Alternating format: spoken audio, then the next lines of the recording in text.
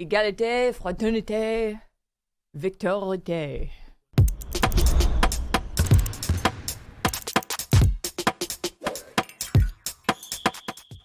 Welcome to Oddball. I'm Amin Elhassan. That's Charlotte Wilder. We are still in New York City. Amin's been trapped here. I'm trapped in New York. I can't wait to leave. It's so too cold. It's too cold for Why? him. It's too cold. I don't like this. No. Let me throw that out there. Growing up in the Northeast, I think infiltrated my soul in the way that I'm like, it's misery and I deserve it. It's masochistic is Yeah. what it is. This belief that like, oh, I have to be miserable. If I'm feeling good in February, what's going on? Totally. Also, completely. Is it? Oh my God, it's March. Also, it's March. Also, if it's a nice day outside, like if it's warm and sunny, I'm like, if I don't go outside, I am robbing myself of sunlight. Like, if it's nice out, I can't do anything except like walk around. It's like in school when the teacher says, we're going to do the class outdoors. Like, yeah! You want to have class outside? Well, guess what? We're doing class indoors today because we're the not cool teacher. We're the mean teacher. This is what we're going to do. Not only are we doing class indoors, but we're going to visit with the doctors. That's right. We're doing checkups, sticking fingers up places and figuring out these teams' health for the rest of the season. That's what we're doing. That's what doctors do. Am I going to have to get a shot? Off. Also, what's going on with those gosh darn Knickerbockers? We'll have a conversation about that. But let's start, Charlotte, with Victor Wembanyama. It's right here, Article 3, Section 2.5. Got to talk about Victor Wembanyama at least twice a week. Had him once earlier. Now here's the second one. Spurs won a game. Spurs won a game, and they looked pretty good. Big Vic and Big Chet going up against each other, two long string beans who are very good at basketball. You know what? I watched that yesterday, and I thought to myself, like in 5 years, these guys are going to be going at it. Like everyone knows Victor Wembanyama's trajectory, and if he stays healthy, we expect him to be incredible, one of the most incredible talents who's ever played. Chet, I think once upon a time had that shine, and then he got hurt and missed his entire rookie year, and then he started this rookie year really well. I don't know if he has that same kind of trajectory, but I kind of want him to for the purposes, like I just like seeing these two guys go at each other. I do too. Tom Ziller, who writes Good Morning It's Basketball, had a great piece this morning about how there's never been just one face of the league. Like LeBron and Steph have, I mean, obviously LeBron, but also Steph. You had Kobe.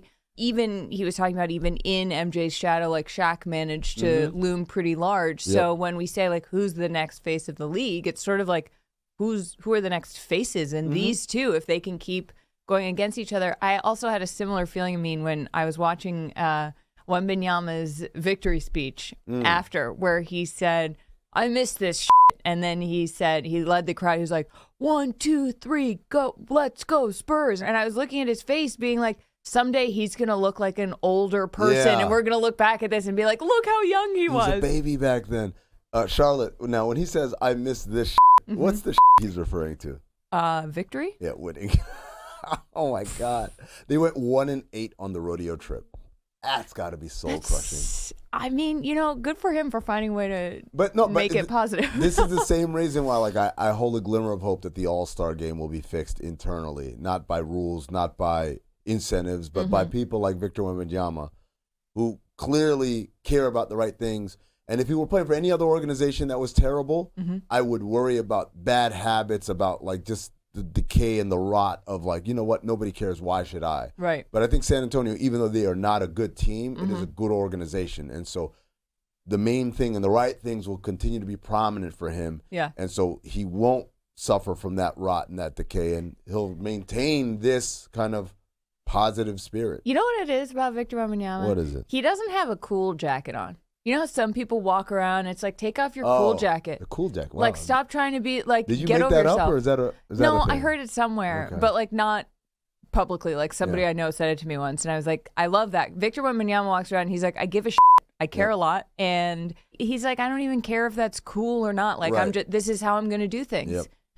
Take off your cool jacket, Anthony Edwards. Jesus. Oh, shots fired.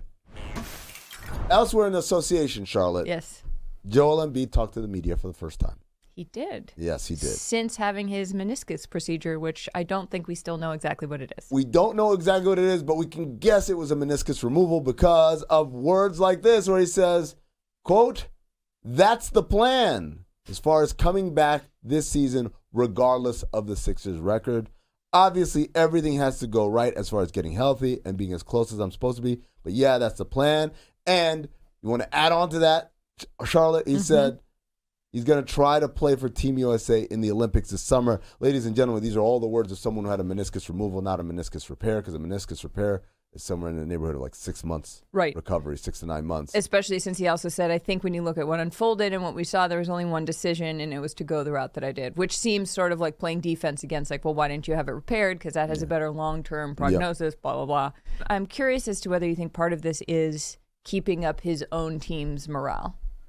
Like, to give them hope. Yeah. Yes, absolutely. Like, there would be a feeling if he were out for the season, or, hey, I'll be back if we look good, but if we're struggling, then never mind. Yeah. There's a feeling of, like, the ship be sinking, and, like, you just kind of taking on, as you sink slowly into the deep, murky abyss. But he's trying to say, look, just hold on to that rope. Don't let go. Keep fighting, and I'll come back. And the reality is, I mean, we've seen it again the last couple of years.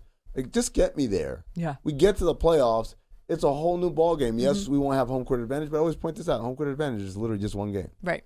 Right? It's literally just one game. So, and how many times have we seen, like, the home team loses game 2? Guess what? Immediately you've lost it right there. So I think there is an element of just get me there, and I think we can be great enough to finish out. Now, the question is, get me there, where is he going to be? Is he going to be 100%, 90%, 65%? That goes back to kind of what he's saying about everything has to go right as far as getting healthy. What is healthy? Healthy, well, I don't know, because he was averaging 35.3 points, 11.3 rebounds, 5.7 assists per game. He was potentially going to be the first person since Wilt Chamberlain to have more points than minutes played. And he said, I still don't think I was at the top of my game. Like, I didn't feel 100%. So if you get Joel Embiid, if that's not him at 100% in his mind, let's get him at 50 even. Yeah, like, fine. Last 15 games, they're 4-11. They have a net rating of basically -10 a game. That will be worst in the entire league. They played a little bit better recently, but it's still like, this is an uphill battle. I mean, the team was designed and built, especially after the Harden trade, centered around Embiid and his availability. And so him not being out there, I think you really do start to risk not just, hey, look, okay, we're going to get there, but, like, we're going to get there play-in. Are you? Right. Yeah, are you going to be in the play-in? And the play-in, depending on where you are, you fall far enough, one loss and you're out. Now, I don't think they're going to fall that far, but also the bad news is you're going to be fighting against other teams that are pretty hungry. Now, Trae Young getting hurt, maybe that buys them a little bit of time as far as pressure from Atlanta. I don't know, though. I mean, I feel like we're seeing a lot of teams get a second wind here. Yeah. I mean, the way the Warriors are playing, for example, I know that's in the West, obviously, but, like, I feel like this is the point in the season where you see, like, oh, man, these guys look great, and we're starting to do the this graph. They're meeting, you know what I'm trying to say? Like, like the rise and the run or and whatever. It's like, well, this is a pretty good time to be rising. Yeah, and then the other part of this that is very, very interesting is the strength of schedule. So, for instance, Miami, who's right in the mix with Philadelphia, jostling to get out of that play-in, they've got like one of the easiest remaining schedules in the league. All right, so for Philadelphia, they have an okay strength of schedule. It's one of the easiest in the league. Okay. Right?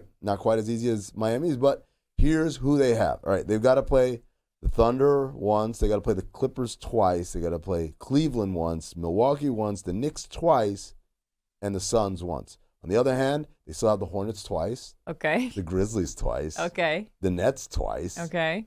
The Spurs, Pistons, and Raptors once apiece. So, Jesus. Like, you've got some hay to make right there. Yeah.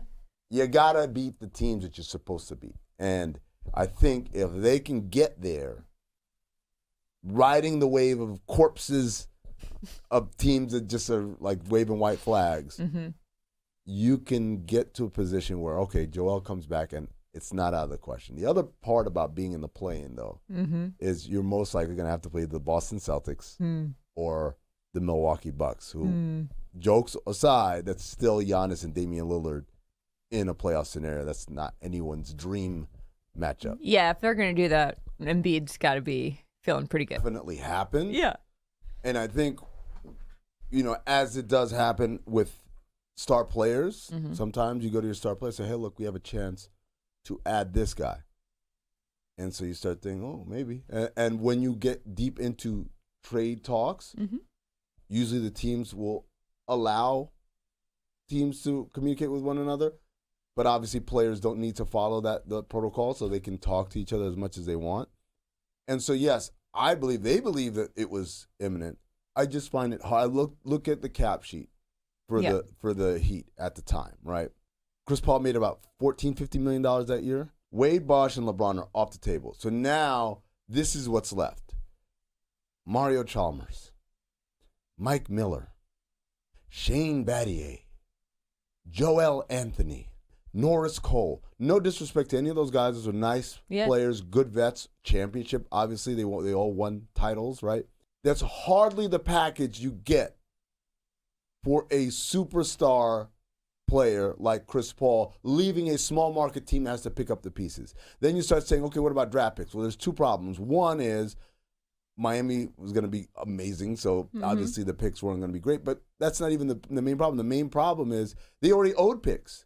They owed picks to Cleveland for the sign and trade of LeBron. They owed picks to Toronto for the sign and trade of Bosh. So we're talking about, when are these picks going to come? How many picks can they actually offer? And what type of players are we getting back in return? And I love Andy Ellsberg and everybody in that Heat front office, but it's just not realistic that they could have come up with a package that would have been good enough for Chris Paul. And here's the final feather in my cap.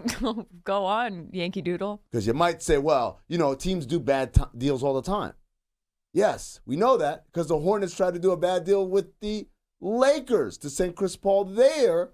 And that was, quote unquote, a done deal until, obviously, David Stern, acting as the owner of the Hornets, because at that time they were in between owners in a sale, so he was the governor of the team. He said, this is a terrible deal for our franchise. I'm not allowing that to happen as the owner. Laker fans get confused and think like, the commissioner said we would be too good. Like, no, he's doing it because he's looking out for the best interest of the franchise. Similarly here, I cannot imagine David Stern would say, yes, Mario Chalmers and Norris Cole. What a great deal. Give them all, and then you have a 4-person team. Okay, LeBron, Chris Bosh, Dwayne Wade, and Chris Paul. Could they beat the worst team in the league 4-on-5 with those guys? No. Okay. No, they come close, though.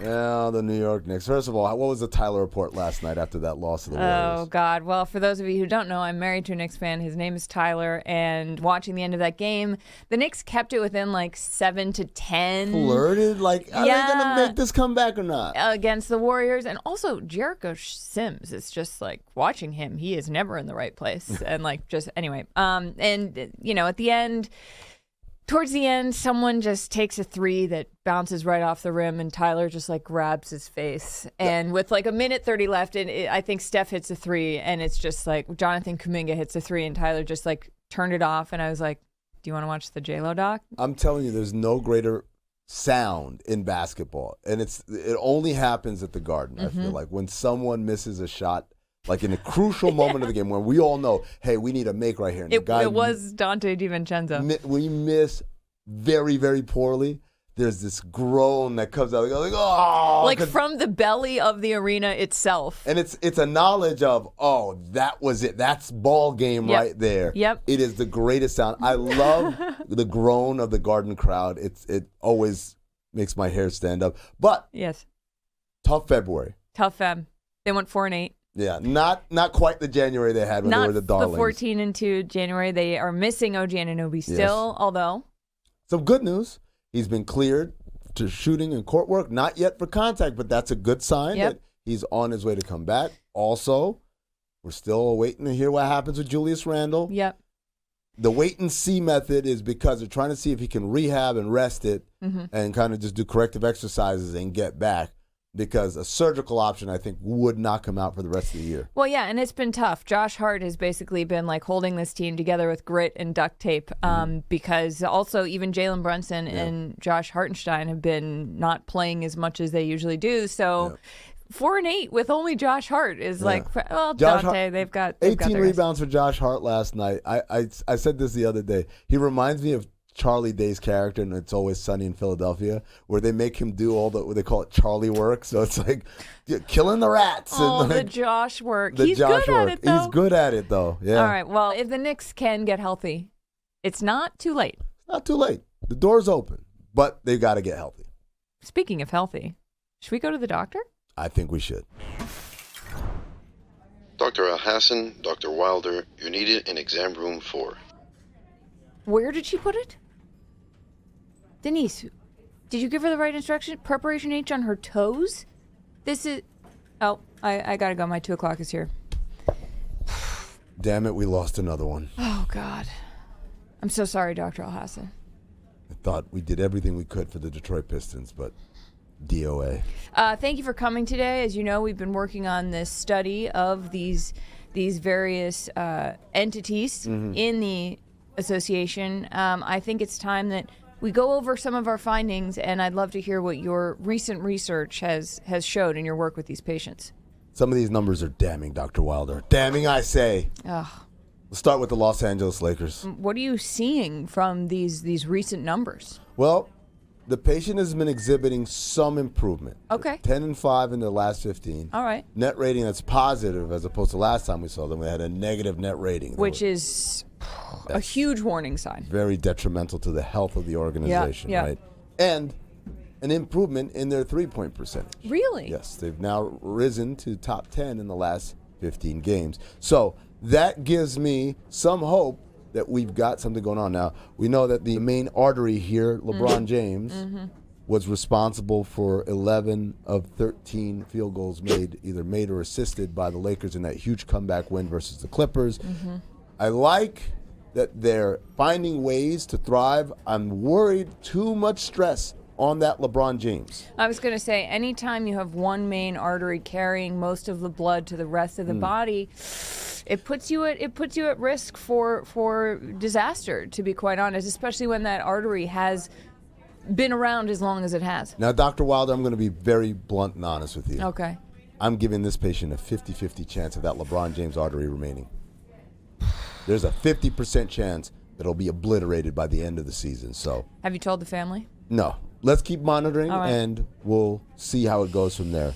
Okay, so the Golden State Warriors. Now, what was interesting to me, Dr. Elhassan, when I saw your initial report, it seems that the vitamin K and CP3 levels have been working in the background better than we might have thought. Yeah, they're starting to stabilize. That vitamin K was up and down. I really didn't like that number. Now we're starting to get some stability. The CP3 numbers obviously were very low for a long time, but now we've gotten them back up to snuff. And here's the great thing. In the last 15 games, 12-3.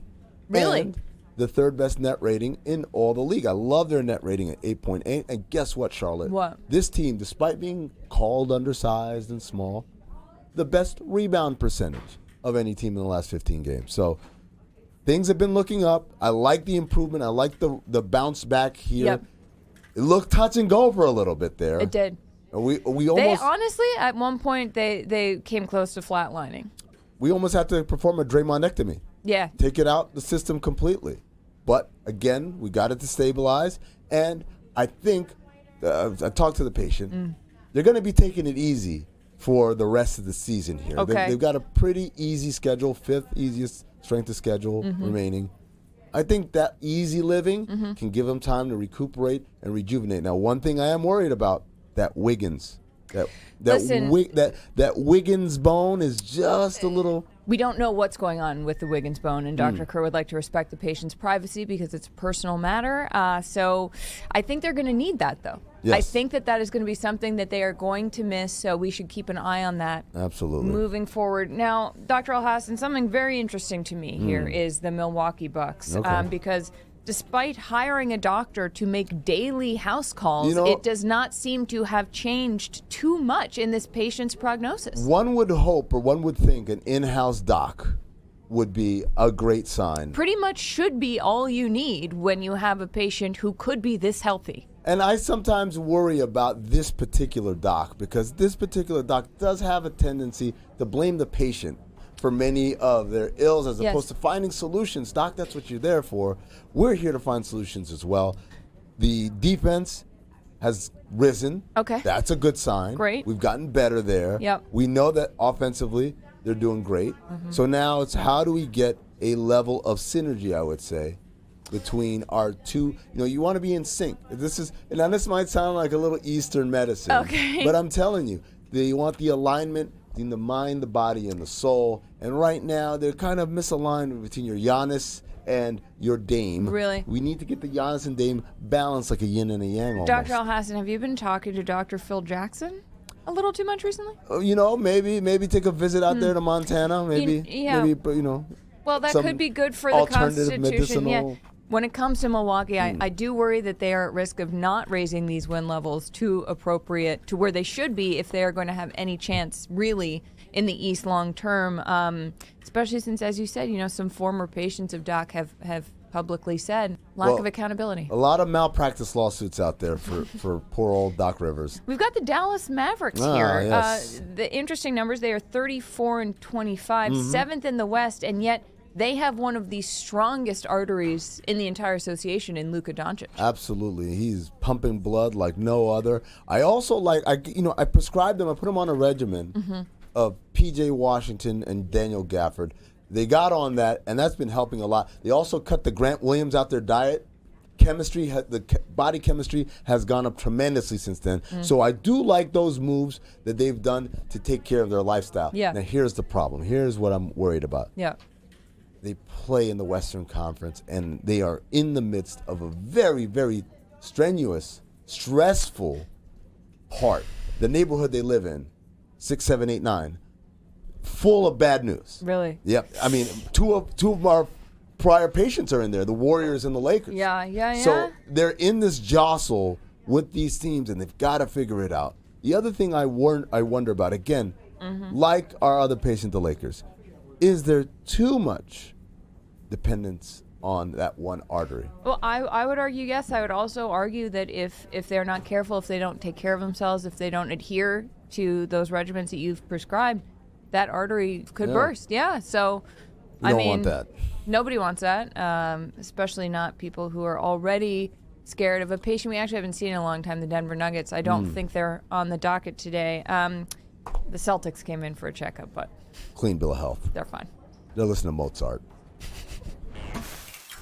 This thing hurts. That's it? Yeah.